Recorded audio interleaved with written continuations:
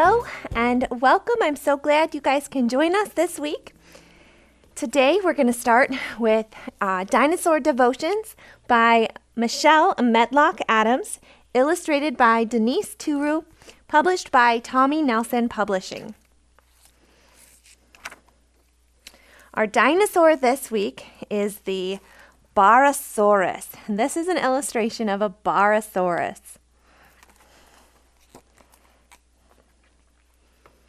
The Barosaurus was a long dinosaur with a long neck, perfect for reaching leaves and surrounding trees without ever having to move.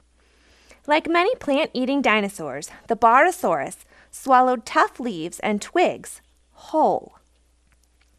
It didn't even chew. Can you imagine swallowing a whole cheeseburger without taking a bite? And as it devoured plants and twigs, it swallowed rocks, too. Rocks? You're probably thinking, this dino got some bad tummy aches. But surprisingly, these rocks were good for the Barosaurus. Because these dinosaurs swallowed their food whole, they needed the rocks to help break down the food so it could be properly digested. Swallowing rocks served an important purpose in the Barosaurus life.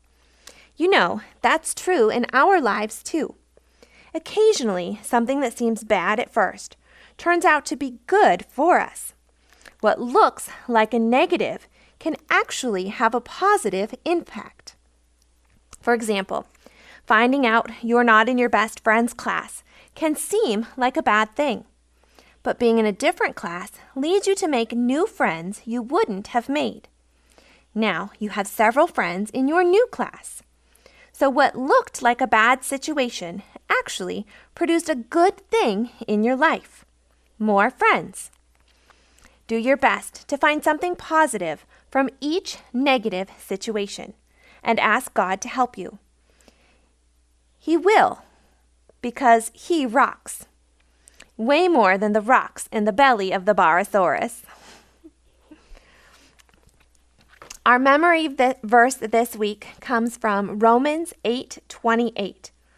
We know that in all things God works for the good of those who love Him, who have been called according to His purpose. Let's try saying that together a couple times. You ready? Romans 8:28. We know that all things God works for the good of those who love Him, who have been called according to His purpose. Let's try it again. Romans 8:28. We know that in all things God works for the good of those who love Him, who have been called according to His purpose. One more time. Romans 8:28. We know that in all things God works for the good of those who love Him, who have been called according to His purpose. Good job. Keep saying those memory verses, keep working on them, and keep sending me the videos. You guys are doing a great job. We're going to look in the Bible at Genesis again. We're going to turn to Genesis 27 is where we're going to start, but we're going to skip through from Genesis 27 through 45. So that's a lot of chapters, but we're just going to pick verses here and there because I want to highlight the story of Joseph. And Joseph is in the Bible from Genesis 37 to 45, and a little bit beyond that with some other stories. But that's where we're going to focus today, is Genesis 37 through 45.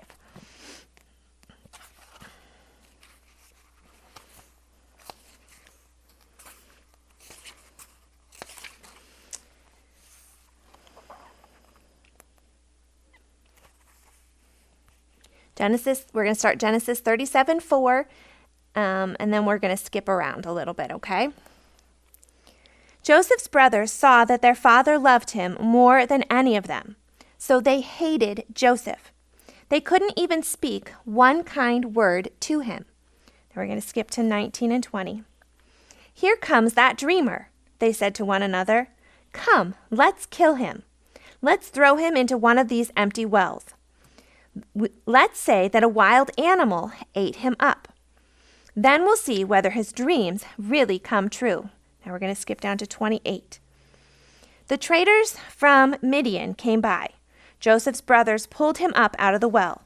They sold him to the Ishmaelite traders for 8 ounces of silver. Then the traders took him to Egypt. Now we're going to skip to chapter 39. We're going to do verses 1, 5, 19, 20, and 21. Joseph had been taken down to Egypt. An Egyptian named Potiphar had bought him from the Ishmaelite traders, who had taken him there. Potiphar was one of Pharaoh's officials. He was the captain of the palace guard. From that time on, the Lord blessed Potiphar's family and servants because of Joseph. He blessed everything Potiphar had in his house and field. Potiphar's wife told him, "That's how your slave treated me." When Joseph's master heard her story, he became very angry. So he put Joseph in prison. It was the place where the king's prisoners were kept. While Joseph was there in prison, the Lord was with him. He was kind to him. So the man who was running the prison was pleased with Joseph. All right, now we're going to turn to Genesis chapter 41. We're going to read verses 1, 14, 39, and 40. When 2 full years had passed, Pharaoh had a dream. So Pharaoh sent for Joseph. He was quickly brought out of the prison. Joseph shaved himself and changed his clothes. Then he came to Pharaoh. Then Pharaoh said to Joseph, "God has made all of this known to you. No one is as wise and understanding as you are. You will be in charge of my palace. All of my people must obey your orders. I will be greater than you only because I am the one who sits on the throne." Now we're going to skip to chapter 42. We're going to read verses 3, 6, and 25. So 10 of Joseph's brothers went down to Egypt to buy grain there, but Jacob didn't send Joseph's brother Benjamin with them. He was afraid Benjamin might be harmed. 6.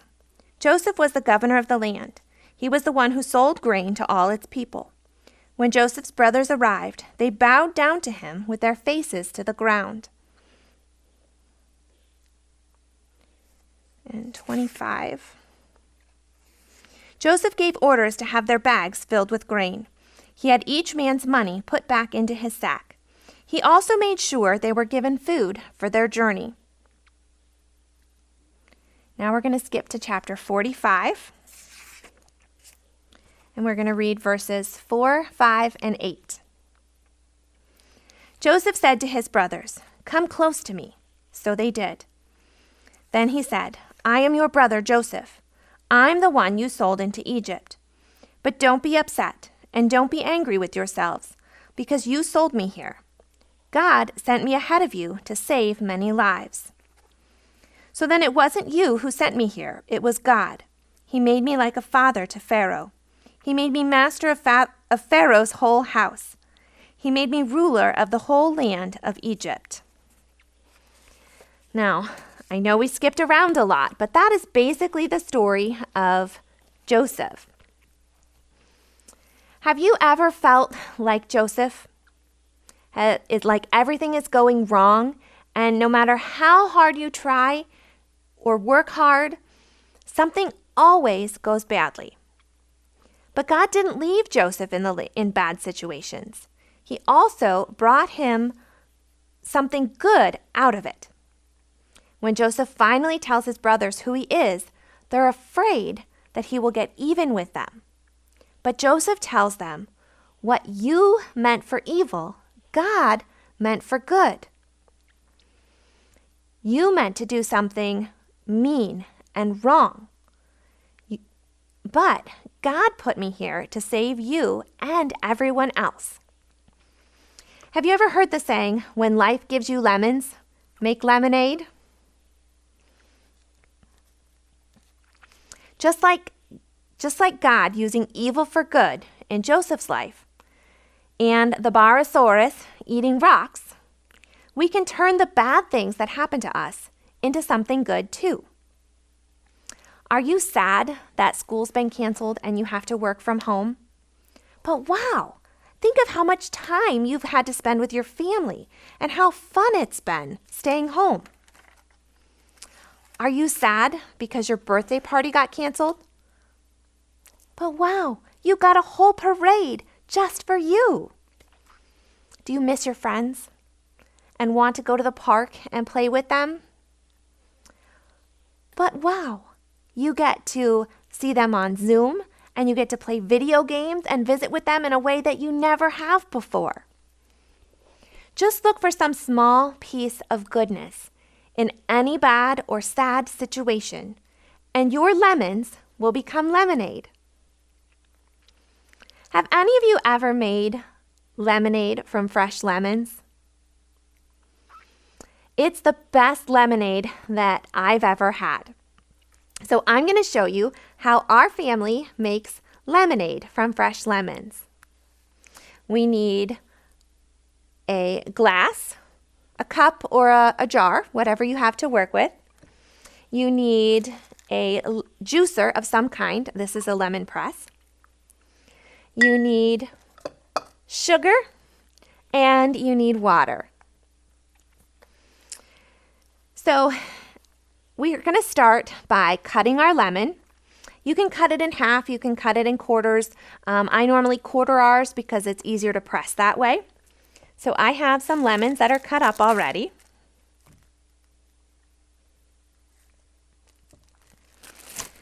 That we're going to use so I don't have to cut.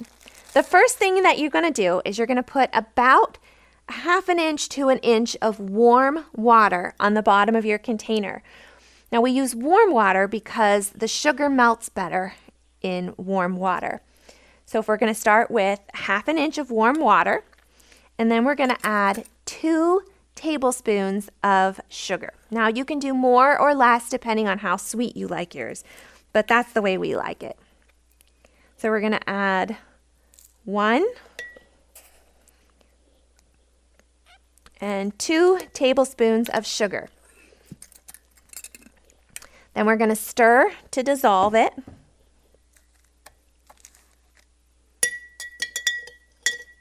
This is why we use warm water. If we used cold water, it would be harder to dissolve that sugar and it would take a little bit longer.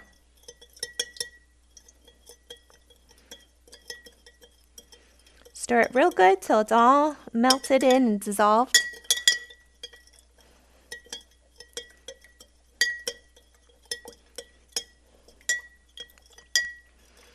Okay, next we're going to squeeze or juice our lemon. So that will depend on what kind of juicer you have. If you have a tabletop one where you kind of squeeze it over top, you'll use that jar and then you can pour it in.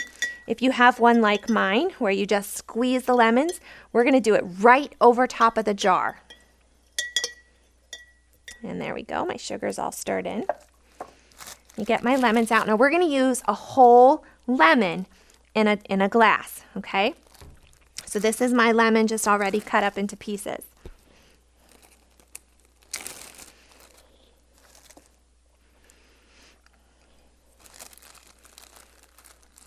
Okay.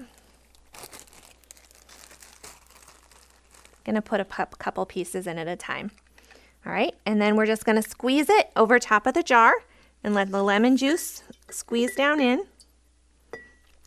Now here's the tricky part. We're going to put the whole piece right in there. Stems and all. You can pick out the seeds. Those aren't fun when they go up your straw.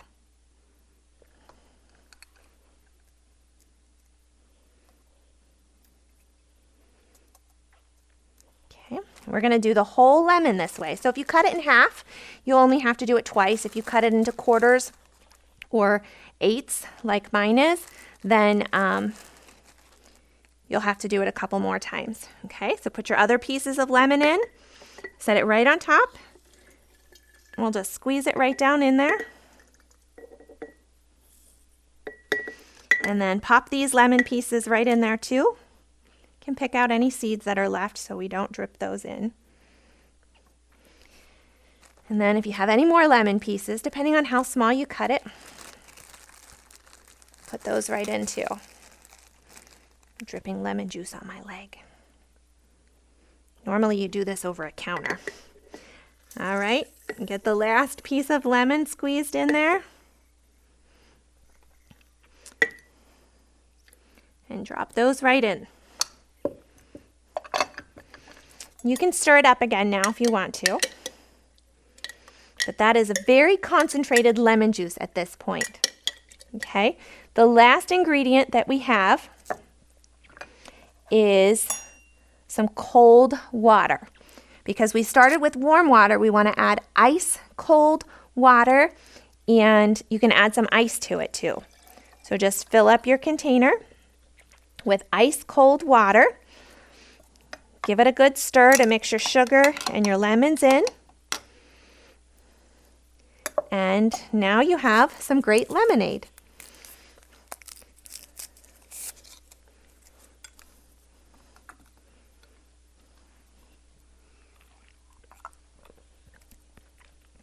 Nice and sweet and wonderful tasting lemonade. My water could have been a little colder.